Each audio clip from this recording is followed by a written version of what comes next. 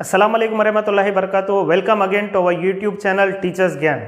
आज का हमारा टॉपिक है नंबर सिस्टम में हम लेंगे सब टॉपिक तकसीम पजीरी के उसूल यानी कि रूल्स ऑफ डिविजिबिलिटी।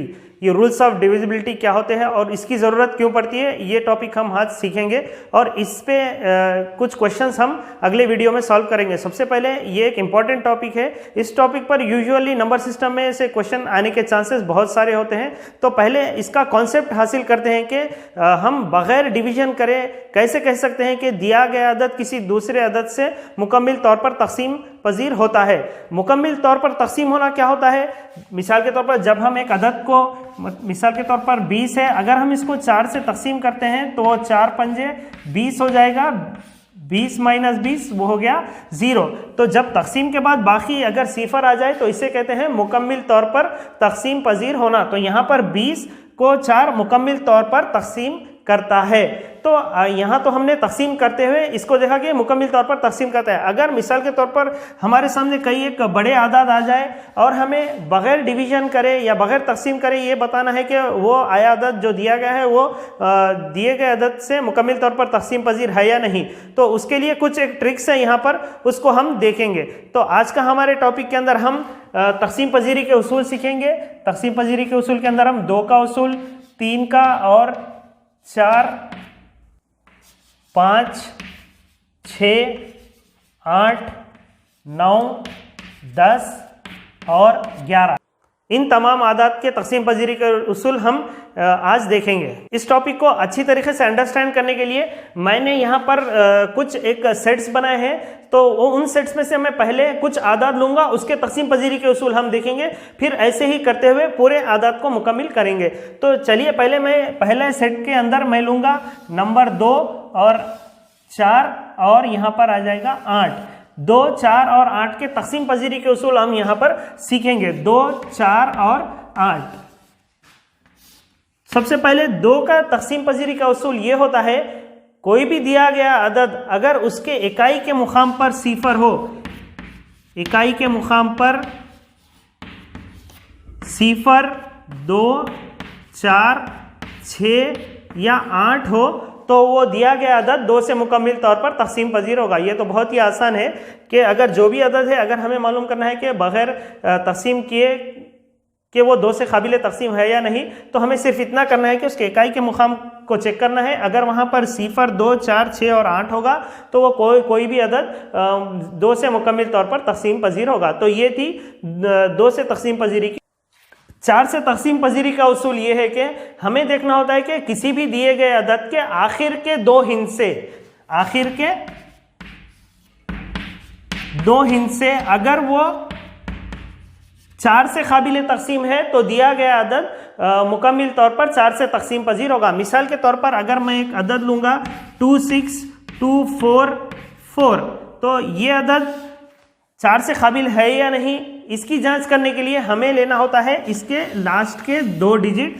तो यहाँ पर इकाई और दहाई पे जो हिस्से होंगे उसको हम देखते हैं, जो कि है 44। 44 4 से मुकम्मिल तौर पर तकसीम पजीर है, तो दिया गया अदद जो है 26,244 वो भी 4 से मुकम्मिल तौर पर तकसीम होगा। तो ये है 4 के तकसीम पजीरी की उसूल। अब हम देखते हैं कि 8 से तकसीम पजीरी का उसूल क्या होता है। तो यहाँ पर जैसा कि हमने लास्ट डिजिट देखा था, आखिरी हिस्सा देखा, यहाँ पर आखिर के 2 हिस्से देखे, तो इसी निस्बत से 8 के अंदर हम आखिर के 3 हिस्सों को देखेंगे। अगर वो आखिर के 3 हिस्से अगर 8 से मुकम्मिल तौर पर तकसीम पजीर होते हैं तो वो दिया गया अदद 8 से मुकम्मिल तौर पर तकसीम पजीर होगा। तो 8 से तकसीम पजीरी का उसूल ये है कि अगर इसमें आखिर के 3 हिस्से, आखिर के 3 हिस्से अगर वो 8 से काबिल तकसीम है तो वो अदद, दिया गया अदद 8 से मुकम्मिल तौर पर तकसीम पजीर होगा। तो इसकी हम मिसाल लेते हैं 2, 4, 6, 4, 8। तो यहाँ पर ये जांचने के लिए कि दिया गया अदद 8 से मुकम्मिल तौर पर तकसीम पजीर है या नहीं, हमें लेना होता है इसके आखिर के 3 हिस्से। तो हम लेंगे 648। 648 को 8 से डिवाइड करना है। 648 8 से तकसीम पजीर है या नहीं देखेंगे। 8 8 64, बाकी का 8 वो हो गया 8 1 8, यहाँ हो गया सिफर। तो आखिर के 3 हिस्से जो कि 648 है वो 8 से काबिल तकसीम है।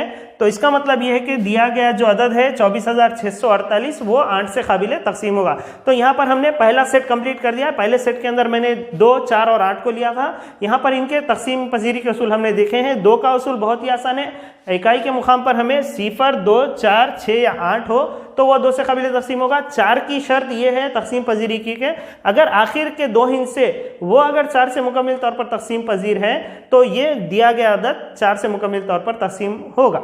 और 8 की शर्त यह है कि इसके अंदर हम देखते हैं कि आखिर के 3 हिस्से अगर वो 8 से काबिल तकसीम है तो दिया गया अदद 8 से मुकम्मल तौर पर तकसीम पजीर होगा। चलिए अब दूसरा सेट लेते हैं नंबर्स का, जहां पर मैं 2 नंबर्स लूंगा 3 और 9। इन दोनों के तकसीम पजीरी के उसूल कुछ कॉमन है, उसको हम एक साथ इसीलिए सीख रहे हैं। तो सबसे पहले देखते हैं कि 3 से तकसीम पजीरी का उसूल क्या है। 3 से तकसीम पजीरी का उसूल ये है कि दिए गए अदद के तमाम हिस्सों को जमा किया जाता है। हासिल जमा अगर 3 से तकसीम है तो वो दिया गया अदद 3 से मुकम्मिल तकसीम पजीर होगा। तो इसके लिए एक मिसाल लेते हुए समझते हैं। मैं एक नंबर लेता हूं, यहाँ पर 3267 3267 यहाँ पर मैंने नंबर लिखा है। क्या ये नंबर 3 से मुकम्मल तौर पर तकसीम पजीर है? इसकी शर्त हम बगैर डिवीजन के किस तरीके से देखेंगे। हमें इन तमाम हिस्सों को जो अदद के अंदर हिस्से हैं इनको जमा करना होगा। तो इसके अंदर हिस्से 3 है, 2 है, 6 है और 7 है। चलिए इनको जमा करते हैं। 3 जमा 2 जमा 6 जमा 7 जो कि हो जाएगा 3 और 2 5, 5 और 6 11, 11 और 7 18। 18 हासिल जमा है। अब हम देखेंगे कि ये 18 3 से काबिल तकसीम है या नहीं, क्योंकि 3 6 के 18 होता है। इसको हम 3 से तकसीम कर सकते हैं तो ये मुकम्मल तौर पर तकसीम पजीर होगा। तो इसका मतलब ये है कि जो दिया गया नंबर है 3267 वो भी 3 से मुकम्मल तौर पर तकसीम पजीर होगा।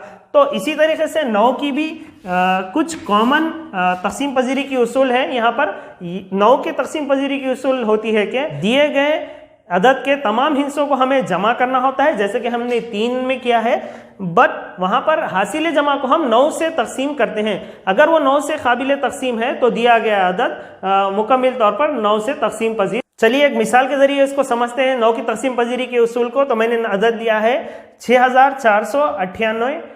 तो यहाँ पर हमें क्या करना चाहिए, तमाम हिस्सों को सबसे पहले जमा करना चाहिए। तो चलिए जमा करते हैं हिस्सों को। 6 जमा 4 जमा 9 जमा 8, तो ये हो जाएगा 6 और 4 10, 10 और 9 19, 19 और 8 वो हो जाएगा 27।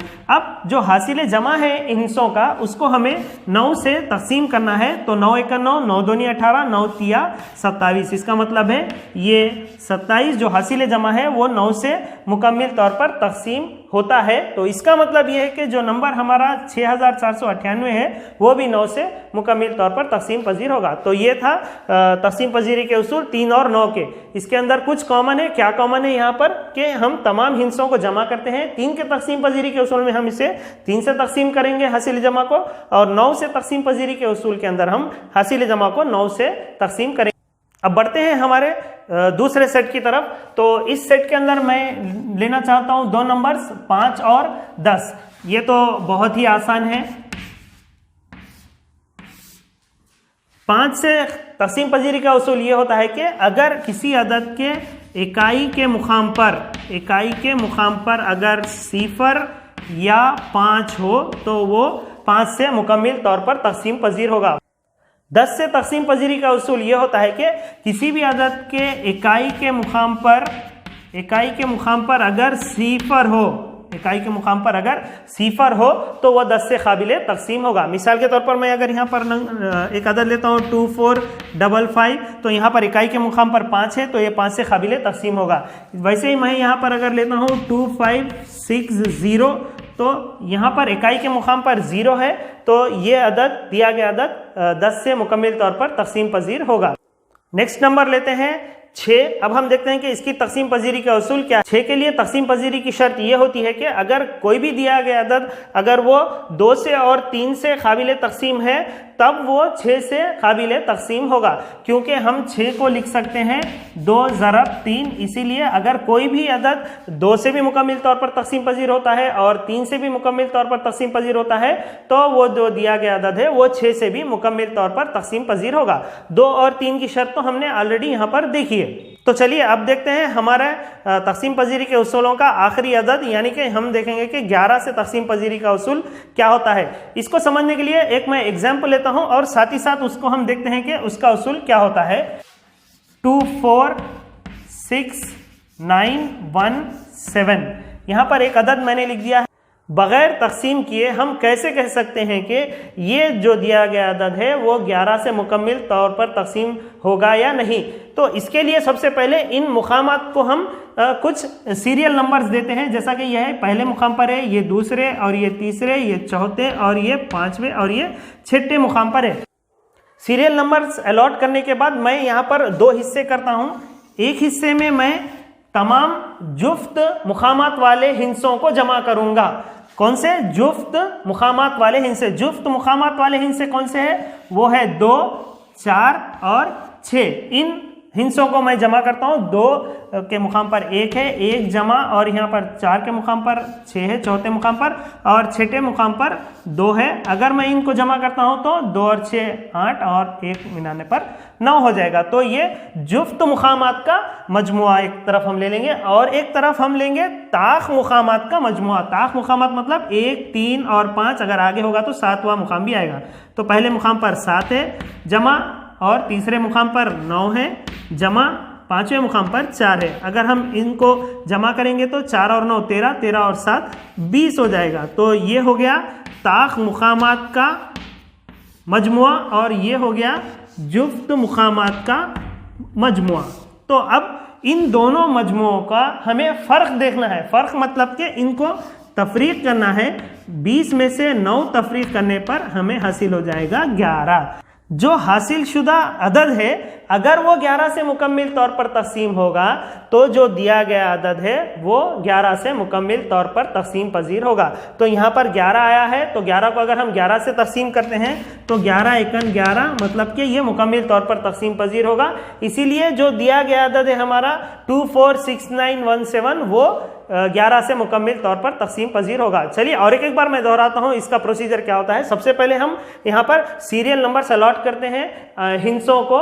उसके बाद हम जुफ्त मुकामात यानी कि 2 4 6 8 ऐसे मुकामात को हिस्सों को हम जमा करते हैं एक तरफ, और एक जानिब हम ताख मुकामात वाले हिस्सों को जमा करते हैं। जो हासिल जमा होता है इनको हम तफरीक करते हैं या इन दोनों का फ़र्क देखते हैं। जो अगर 11 का अगर वो अज़ाफ होगा यानी कि 11 का मल्टीपल होगा तो या 11 से मुकम्मिल तौर पर तकसीम पजीर होगा, तो जो दिया गया अदद है वो 11 से मुकम्मिल तौर पर तकसीम होगा। तो ये थे तकसीम पजीरी के उसूल। बहुत ही इंपॉर्टेंट कॉन्सेप्ट था। इस कॉन्सेप्ट से मुताल्लिक कुछ मॉडल क्वेश्चंस या प्रैक्टिस क्वेश्चंस हम अगले वीडियो में सॉल्व करेंगे।